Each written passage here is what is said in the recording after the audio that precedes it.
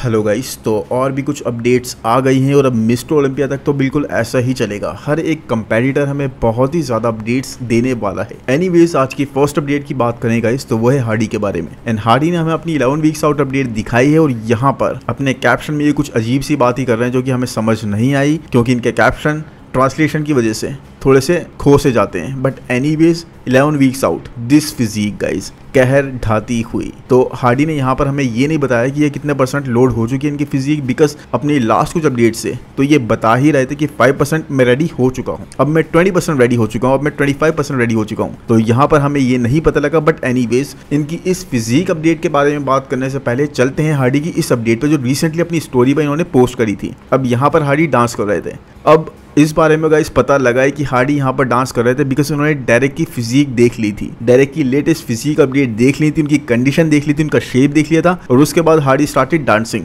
कि भाई अब तो मैं इजीली जीत जाऊंगा। उसके बाद हार्डी ने देखा सैमसन डॉडा को, उनकी कंडीशन देखी, उसके बाद भी हार्डी ने थोड़ा और डांस कंटिन्यू करा। उसके बाद हार्डी ने देखा ब्रैंडन करी को, तो उसके बाद फिर डांस करा बिकॉज ब्रैंडन करी इज ऑल्सो नॉट रेडी। उसके बाद गाइस बारी आई बिग रैमी की, तो बिग रैमी तो कम्पीट ही नहीं कर रहा है, हार्डी का डांस और ज्यादा हो गया। बट उसके बाद हार्डी ने देखा निक को, तो निक की कंडीशन अच्छी थी, हार्डी थोड़े से सीरियस हो गए। बट उसके बाद गाइस लास्ट में हार्डी ने देखा एंड्रू की फिजिक को, एंड्रू की अपडेट्स को, एंड देन हार्डी बहुत ही ज्यादा सीरियस हो गया। उसके बाद हार्डी ने ये अपडेट पोस्ट करी। यानी यहाँ पर गाइस 11 वीक्स आउट के हिसाब से हार्डी इज लुकिंग इनक्रेडिबल। जिस तरह की striations, the level of striations and fibres इनकी फिजिक अभी शो करी है इस पॉइंट ऑफ टाइम पर, वो बहुत ही ज्यादा है गाइस, बहुत ही ज्यादा। उसके बाद इनका चेस्ट देखो कितना ज्यादा थिकनेस कैरी करता हुआ दिख रहा है। अपर चेस्ट भी बहुत ज्यादा ब्रॉटअप है, delts are looking rounder with increase लग रही है। I think it is the biggest Hadi that we are witnessing. इससे बिगर हार्डी को हमने नहीं देखा। इस बार अपने बिगेस्ट साइज के साथ ही आएंगे स्टेज पर, और साथ में जिस लेवल की कंडीशनिंग लाने वाले ना, क्योंकि अभी 11 वीक्स आउट के हिसाब से उनकी कंडीशनिंग देख रहे हैं, उस हिसाब से guys we can not even imagine, हम आइडिया नहीं लगा सकते कि क्या हम लोग देखने वाले हैं मिस्टर ओलंपिया के स्टेज पर। मतलब डायरेक्ट के लिए बहुत ही ज़्यादा मुश्किलें खड़ी कर देने वाले हैं, बल्कि हर एक कंटेंडर के लिए इतनी ज़्यादा स्ट्रांग अपनी फिजिक को करते जा रहे हैं। ये बहुत ही ज़्यादा डिटर्मिन, बहुत ही ज़्यादा फोकस्ड, बहुत ही ज़्यादा डिसिप्लिन के साथ ये अपनी प्रेप को आगे लेकर चल रहे हैं। बिल्कुल भी थोड़ा सा भी लैग नहीं कर रहे हैं किसी भी पॉइंट पर, और बहुत ही इंटेंसली अभी भी ट्रेन कर रहे हैं। जबकि इनके कार्ब्स वगैरह सब कम हो चुके हैं, कार्डियो इंक्रीज हो चुका है, बट इनकी ट्रेनिंग इंटेंसिटी देखो कितना हैवी वेट से ट्रेन कर रहे हैं। बट उसके बाद भी गाइस वो जोश, वही जज्बा फिर से टाइटल को लेके आने का, फिर से अपना बनाने का, वो पूरी तरीके से इनके अंदर दिखाई दे रहा है। And he is looking way ahead of everyone guys, way ahead of everyone. तो इस बार के मिस्टर ओलंपिया के बारे में सबसे ज्यादा कहना मुश्किल है because Andrew is looking good. Samson एक अलग ही फैक्टर लेके आएंगे साइज वाला, डायरेक्ट अपनी बैक को इंप्रूव कर चुके हैं। फ्रंट से अगर कंडीशन ले आए तो वो भी बहुत ही ज्यादा डेंजरस हो जाएंगे। हार्डी तो मैन इस वक्त अलग ही लेवल पे है। निक एक वाइल्ड कार्ड की तरह प्ले करेंगे। अगर अपनी वेस्ट को उन्होंने कंट्रोल कर लिया है, फिर थोड़ा सा टाइनियर साइड पे दिखा दिया तो कुछ भी हो सकता है। तो इस बार का मिस्टर ओलंपिया इन टॉप 5 गाइस, जैसा मैंने आई थिंक पहले भी वीडियो में कहा था, is going to be very very interesting and unpredictable. हम कुछ नहीं कह सकते उसके बारे में। इस बार का प्रेडिक्शन वीडियो बनाने में ना सबकी जान निकल जाएगी। एनीवेज, आप बताओ हार्डी की फिजिक आपको कैसे लगी, और उससे इंपॉर्टेंटली, आई डोंट नो ये एक वर्ड है या नहीं, ये मुंह से निकल गया तो ठीक है देख लेते हैं। तो उससे इंपॉर्टेंटली आप मुझे ये बताओ गाइस कि हार्डी का डांस आपको कैसा लगा, या फिर हार्डी के लिए इस वक्त सबसे ज्यादा बड़ा खतरा कौन लग रहा है आपको, कौन चैलेंज कर सकता है हार्डी की इस फिजिक को, इस कंडीशन को स्पेशली।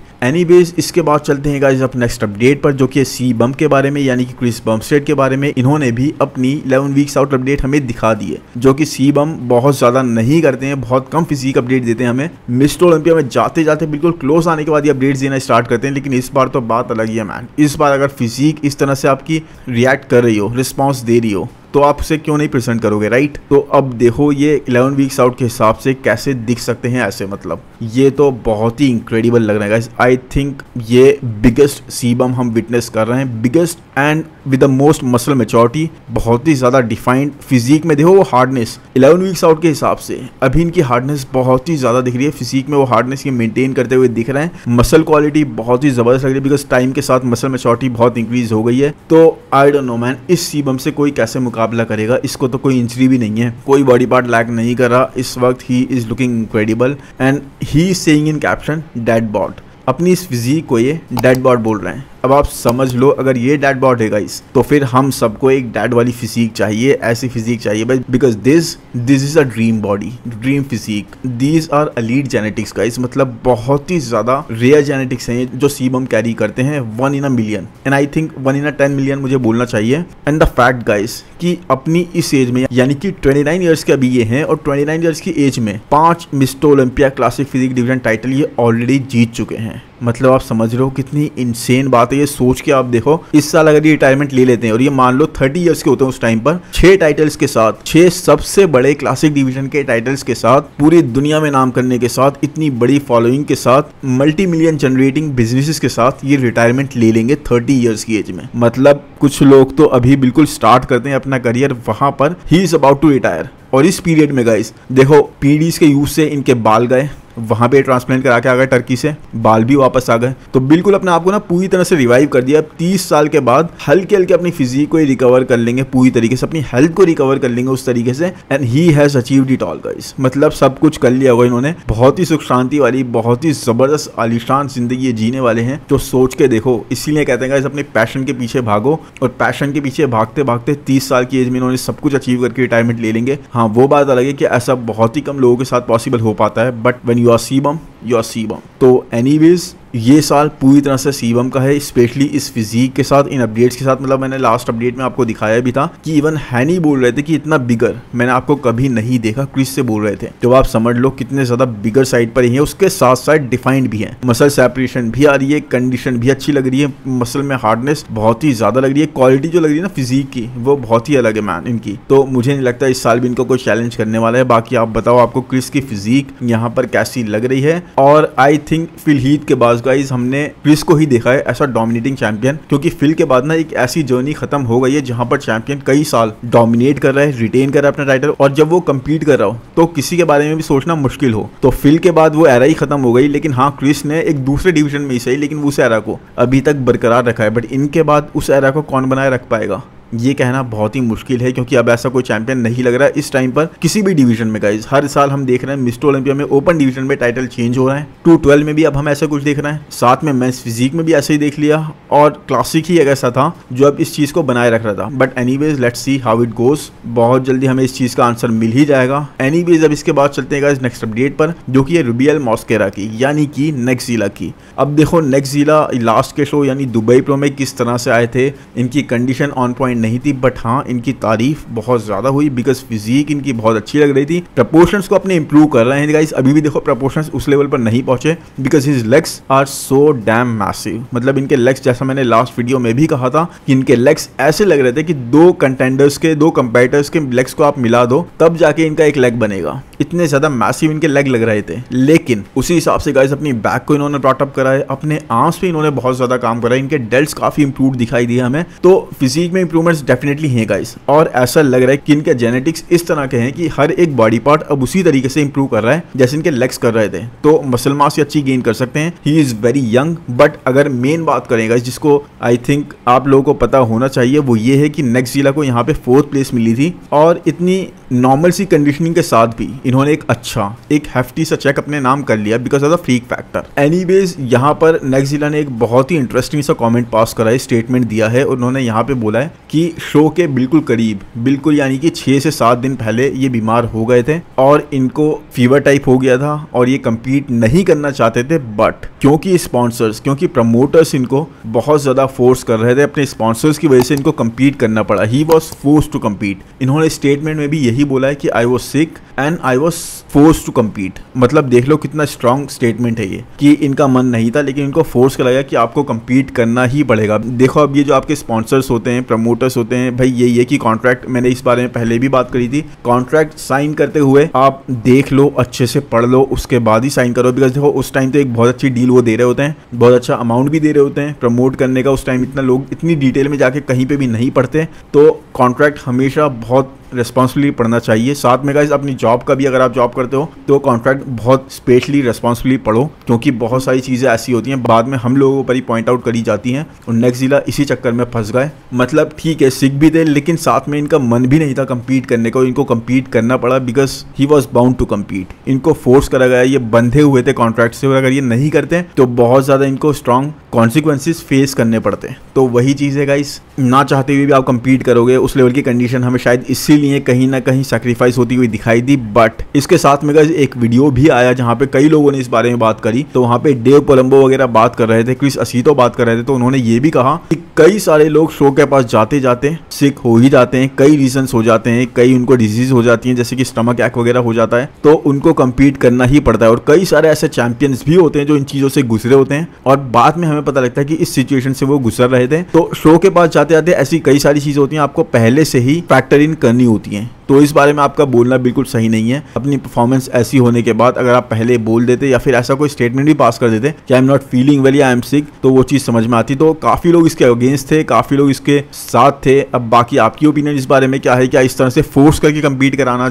सही है या फिर ऐसी परफॉर्मेंस के बाद आप इस तरह का कमेंट पास करो वो चीज़ सही है? एनीवेज अब इसके बाद चलते हैं गाइस नेक्स्ट अपडेट पर, जो कि श्रीजी के बारे में। अब एक ये न्यू कंपेटिटर है या फिर एक ऐसे न्यू बॉडी बिल्डर हैं जिनको मैं कवर करके आप लोगों के सामने लाना चाहता था, because he is carrying a really great physique, really great physique. मतलब एक बहुत ही ज़्यादा एस्थेटिक फिजिक ये कैरी कर रहे हैं, तो काफ़ी हद तक गाइस क्लासिक एरा वाली बॉडी बिल्डिंग की हमें याद दिला रहे हैं। एक बिल्कुल आर्नोल्ड की तरह ये पोजिंग करते हुए हमें दिखाई दिया। आप इनके आर्म्स को देखो, इनकी फोर आर्म्स को देखो, तो आपको वही एक झलक दिखाई देगी। इनफैक्ट रिसेंटली जहां इन्होंने कम्पीट करा था गाइस, तो टॉम प्लैट्स ने तो ये भी बोल दिया था कि 4 साल में ये ओलंपिया का टाइटल जीत जाएंगे क्लासिक डिवीजन से। अब आप समझ लो कितना बड़ा स्टेटमेंट ये एक लेजेंड ने पास करा है इनके लिए। लेकिन फिजिक देखो बहुत अच्छी लग रही है, बहुत ही ज़्यादा क्लासिक लग रही है, हाइट बहुत ज़्यादा अच्छी है, मसल्स बहुत अच्छे लग रहे हैं, आर्म्स वगैरह पूरी तरीके से आर्नोल्ड की याद दिला रहे हैं। पोस्ट करते हुए वैसे दिख रहे हैं, तो देखते हैं आगे इनका फ्यूचर कैसा बनता है और कहाँ पे ये कम्पीट करते हैं। But I really like what I saw.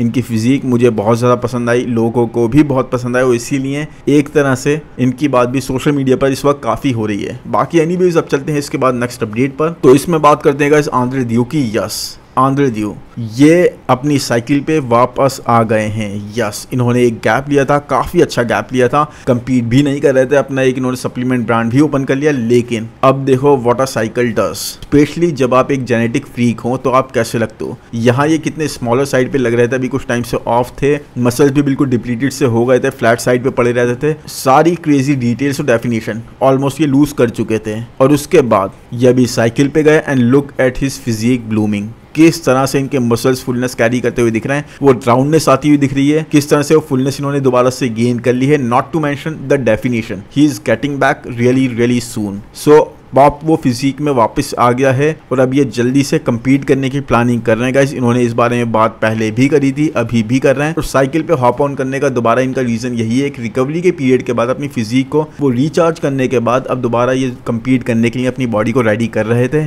Let's see ये लीजेंड स्पोर्ट्स फेस्ट में कम्पीट करते हैं या फिर नेक्स्ट ईयर के किसी शो में कम्पीट करते हैं। बट 2 साल, आई थिंक 2 साल guys he has been away from the stage, so it will be fun to see कि एक multiple time top 6 placer, top 5 placer अब कहाँ पर प्लेस करेगा, स्पेशली अपनी इस इंक्रेडिबल फिजिक के साथ, अपनी अच्छी हाइट के साथ। और जिस तरह से अब मेंस फिजिक का भी चीज़ें चेंज हो रही है ना, जिस तरह से मेंस फिजिक के स्टैंडर्ड्स भी चेंज हो रहे हैं, उस हिसाब से। एनीवेज आप बताओ आंद्रे ड्यू की फिजिक आपको यहाँ पर कैसी लग रही है और इनको किस शो में कम्पीट करते हुए आप देखना चाहते हो। बाकी इसके बाद चलते हैं गाइस नेक्स्ट अपडेट पर, जो कि है माइक सोमरफील्ड की। And Mike I don't know man what he wants to do, क्योंकि क्वालिफाइड तो है क्लासिक डिवीजन के लिए, सीजन के स्टार्ट में ही इन्होंने शो में कम्पीट करके क्वालिफाई कर लिया था, एक top 5 प्लेसर। I think that was his best performance. 2022 में ये मिस्टर ओलंपिया में टॉप 5 में प्लेस कर गए थे, उसके बाद लास्ट ईयर 7th या 8th प्लेस पर ये फॉल कर गए, बट फिर भी टॉप 10 में इन्होंने क्लोज करा। बट जिस तरह से यहाँ इन अपडेट्स में ये लग रहे हैं, आपको भी यही लग रहा होगा मेरी तरह से कि इतने ज़्यादा बिगर साइड पे ये क्यों हो रहे हैं, मतलब क्या ये ओपन डिवीजन में जाने का प्लान कर रहे हैं, क्या बात है ये। He is looking like a total open category mass monster and उसके बाद भी the crazy level of lines that are intact. पूरी तरह से इनकी लाइंस इनकी फिजिक में बनी हुई है इतनी जबरदस्त मसल मास के साथ भी। तो मैं अभी भी कहूंगा गाइस, इन सारी लाइंस के साथ, इस बड़ी हुई मसल मास के साथ एक अमेजिंग डिसीजन होगा इनका जब ये ओपन डिवीजन में मूव कर जाएंगे, जो इनको लेना ही चाहिए। बिकॉज ऑनेस्टली गाइस, अब मैं नहीं देखता इनको टॉप 5 जो इनकी बेस्ट प्लेसिंग थी 2022 की, उससे ज्यादा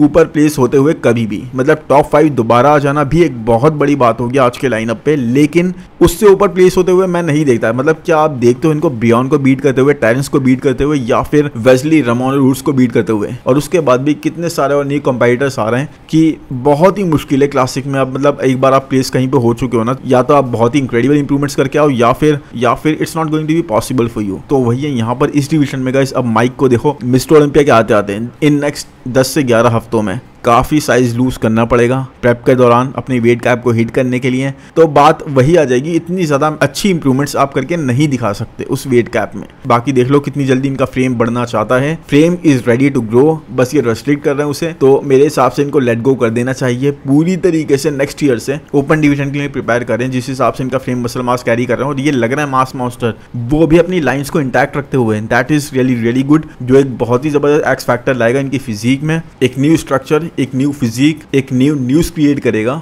ओपन डिवीजन में। एनीवेज आप बताओ यहाँ पर माइक की फिजिक आपको कैसी लगी। और उसके बाद गाइस अब चलते हैं नेक्स्ट अपडेट पर, जो कि हंटर लब्राडा की। और हंटर इस वक्त है 5 weeks out guys. Yes, 270 pounds weigh कर रहे हैं ये।